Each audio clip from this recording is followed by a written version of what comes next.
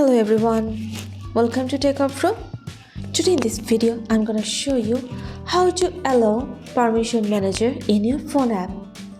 Before starting the video, please subscribe to Techavro. So let's get started. For this, you have to open your settings. Now scroll down. Press on privacy.